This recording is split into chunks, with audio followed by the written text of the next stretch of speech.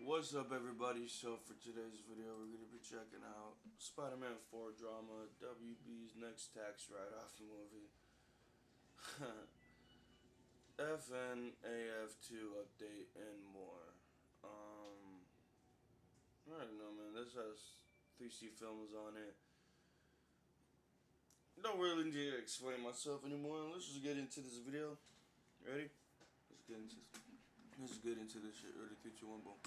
Appreciate you clicking on this video, my movie peeps. We finally got enough news to talk about, so let's get into it. Some of the stuff we're going to be discussing here today, guys, is we got our first look to the upcoming Borderlands movie with a teaser trailer promising the full trailer tomorrow. Believe it or not, we're getting reports of a Project X sequel. Is it necessary? Along with updates concerning our friendly neighborhood Spider-Man that is just terrifying us what the future of Spider-Man 4 is going to be. Really, that alone with so much more, so you guys know the drill. Leave your opinions down below with everything we discuss here today. And if you don't do that, at least hit that like button, subscribe if you haven't already. That would mean the world to me. But okay, jumping into it, let's start off with our first look to the upcoming Borderlands movie. Now, this is a movie a lot of video game fans have been looking forward to for a while, although there is some trouble behind the scenes. But I don't think you would know much about that from just looking at the first look of it, because everybody seems to fit their video game counterpart. You got Kevin Hart in here, Jamie Lee Curtis. And you know, I've mentioned before, I've never played Borderlands, but this is one of those video game movies a lot of people always ask me about, like, Chris, where's an update? What's going on? And so for anybody else curious about it, the plot that they have right now for the movie is, the plot here says Kate Blanchett will play Lilith, a mysterious fugitive who makes a homecoming to her planet of Pandora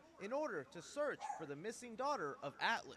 Lilith teams up with a band of outcasts that include former soldier Roland, played by Kevin Hart, preteen demolitionist Tiny Tina, Tina's bodyguard Craig, scientist Tannis, and robot Claptrap, voiced by Jack Black. We got a little teaser trailer of the actual trailer that is promised to be released tomorrow, and I gotta say, even though I'm not a fan of it, I do gotta admit, the world looks colorful, it looks a little inviting, it seems like they've immersed themselves in this Borderlands setting. And I'm also gonna go out on a limb here and say, maybe I'm not as worried about the writer of this movie asking to have his name removed from the project and instead go with a pseudonym, which is always a death sentence that the movie is bad when someone doesn't want credit for their work. That's been the ongoing rumor with this Borderlands movie. A lot of behind the scene issues and drama where the story and movie just isn't as good as they hoped it would be. And while video game movies in the past have been cursed with this dilemma, lately that doesn't seem to matter. Whether you have the Sonic movie franchise, the last Mario movie, or Five Nights at Freddy's, those are video game movies that still get bad reviews,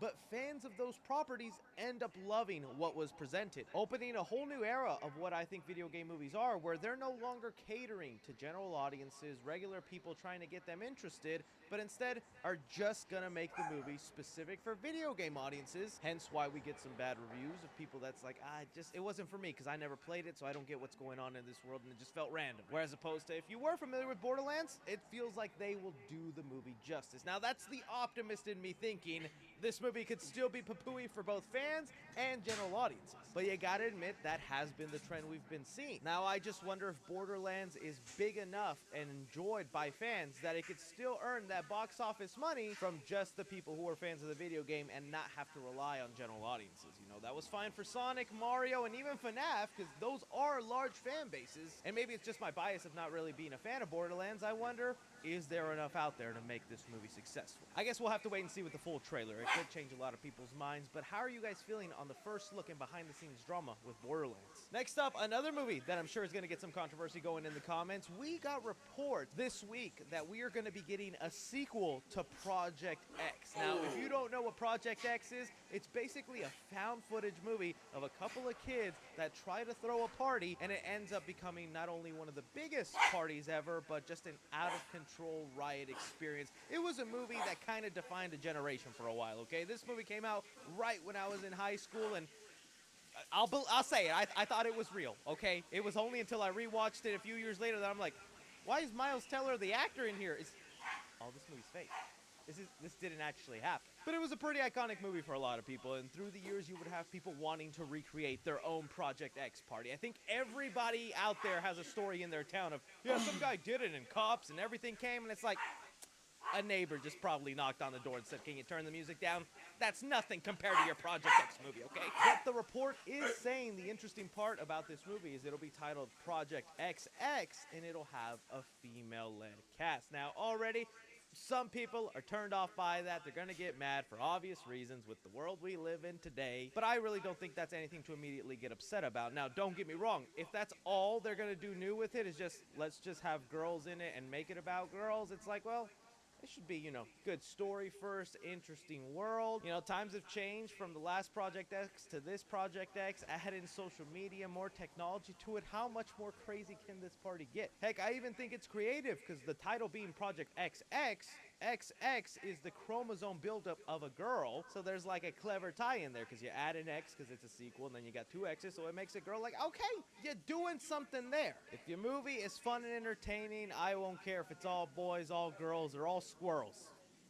You know what? Make Project X with squirrels. I'd love to see those nuts get crazy. But also in the bottom of my heart, I'm like, even if it was all boys or the returning cast going back for one last party, it doesn't feel necessary. Project X just feels like one of those staples in a certain time of a generation. That was a fun movie, but you don't need to make another one or a sequel. How are you guys feeling about Project X looking to begin the sequel? Bringing us some kind of scary news here and looking like we might have just found the next movie that Warner... Glenn? That's right. I'm on a hippo eating airheads.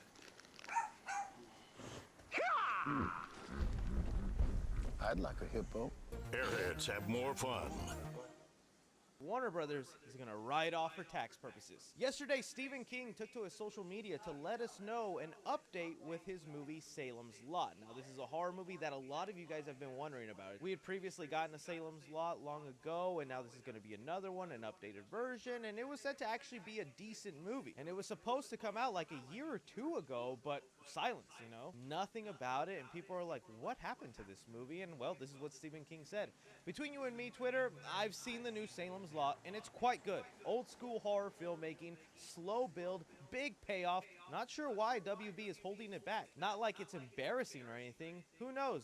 I just write the effing things. And this is just basically just started up the conversation again. Is Salem's Lot the next movie up on the chopping block to then just get a tax write-off? They've done it with Batgirl. They did it with my Coyote vs. Acme. Still hoping that movie sees the light of day. And now Salem's Lot looks to be the next one. I don't think this is just for tax purposes and for Warner Brothers to save a quick buck.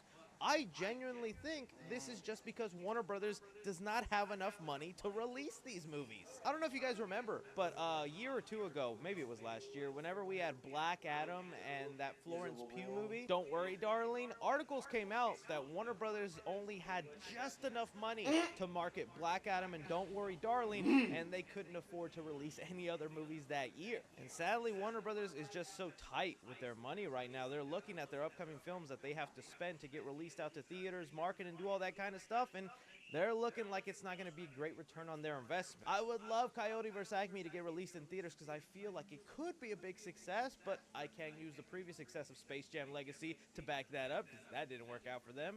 While a lot of horror movies nowadays do really good, even the best horror movies don't make the kind of blockbuster money studios hope for. So that's not me giving an excuse on why they should do it. That's just me telling you their mindset. And with us now going our second year with this movie having silence, and even Stephen King not knowing what Warner Brothers is doing with it, I'm thinking it's not getting released. I think there could be an article coming up in the next couple of days that lets us know Salem Lot, written off for tax purposes, and another creative person's vision, whether it be the director, the writer, the actors, anybody that was involved in the making of this movie, all that hard work for nothing. It's even gotten to the point where I see movie fans online just started to treat this like a normal thing that should happen in the industry. Like, I know Madam Web sucked, and we're all talking about that, but the amount of comments I got of people saying that should have been a tax write-off. That should have never seen the light of day.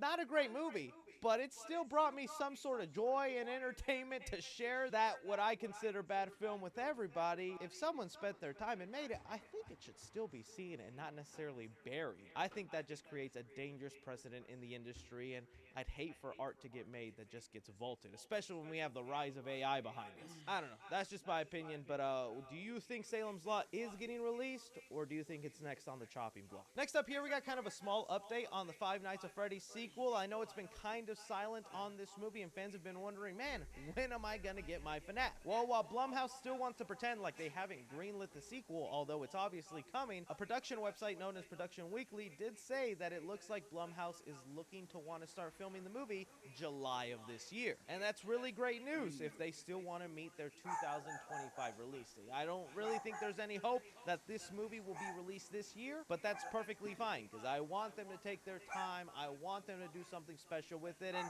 I feel like now they're just going to pump a little bit more money into it and try to really hone in on the success of the FNAF fans.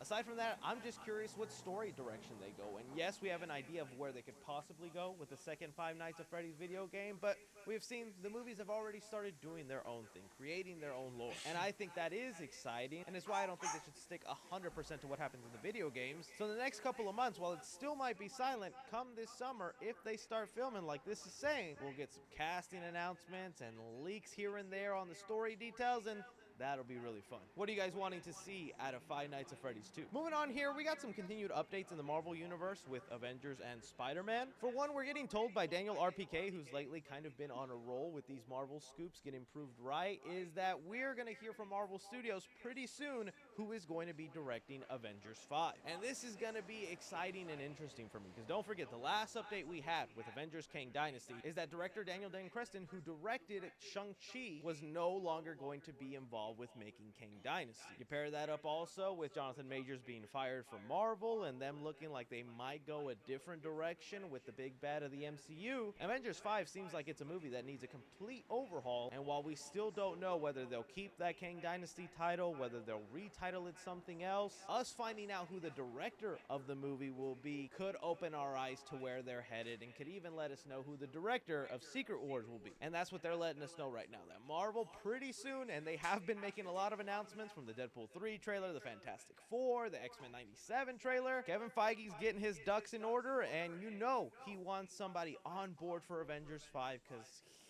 that movie needs to be big, man. Because aside from like Deadpool 3 and Spider-Man 4, I just don't know how like up and down excited I feel the world about the next Avengers movie. Especially since this has to be the first Avengers film after Endgame. Ooh, those are some big shoes to fill. And while I don't think they're going to go big enough to try to outdo Endgame, I think your goal should be to make a quality movie to get the fans reeled in and super excited for Secret.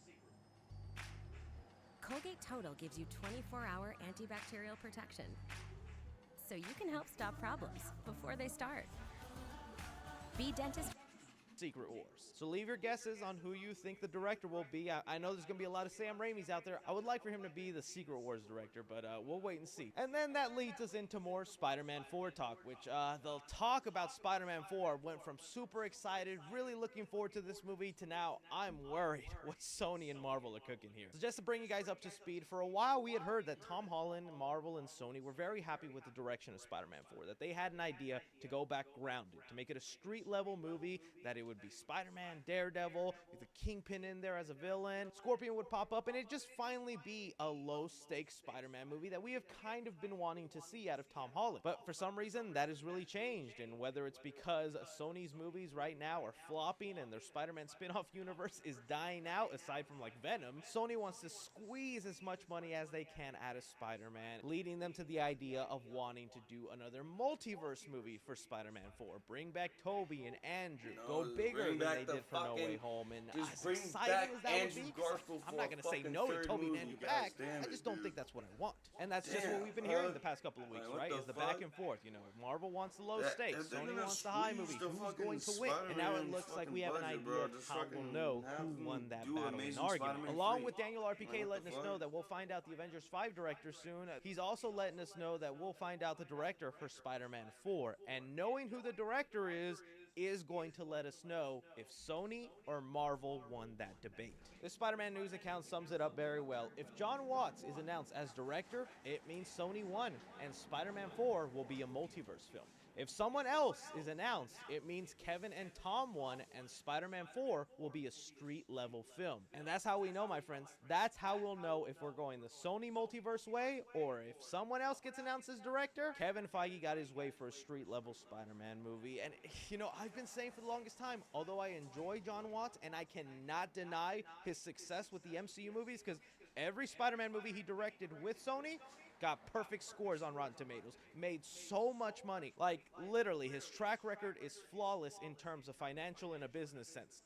But in terms of, like, a passionate Spider-Man fan at heart, I've always felt like there is something missing from Tom Holland's Spider-Man. Although, yes, on textbook, those are good movies, I just feel like, I don't know, something there is missing. A little bit more spirit. Something I can feel in the Tobey and Andrew iterations. Although they have their fair share of bad movies, I still feel some sort of passion or visual wow. And it's kind of why I don't want John Watts back. I want someone to bring back in that visual wow with Spider-Man, even if it means maybe not having as high of a Rotten Tomatoes score. Remember also the reports are saying Sony wants to rush this movie out and release it by 2025. Marvel thinks that's a bad idea because 2025 is already stacked with so many movies, and yeah, Kevin Feige's right, but Sony needs to recuperate some money they're about to lose from Madam Web, who knows if Kraven's gonna be good, and Venom 3 will probably just end up breaking even. So I guess we'll wait and see now, Spider-Man fans. All is left to see who gets to be in the director's chair for Spider-Man 4, and that lets us know what direction we're headed in, y'all. Let me know who you want to direct Spider-Man 4, or if you think John Watts should just come back. Yeah, I understand. Man has proven himself. But that is all movie news we currently have going on right now, guys. I want to thank you so much for taking time out of your day to watch me talk some movie news. Don't be forgetting to hit that like button. Subscribe if you haven't already. Follow me on Twitter at 3C Films or on TikTok at 3C Films. But as always, I'm Chris. Take care. Whoa, the new iPhone 15. With that amazing camera, I'll be sharing pics from this float. You do not want to see yourself skiing. You look like a marshmallow. Join T-Mobile and get 4 new iPhone 15s on us and 4 lines of unlimited for $25 a line.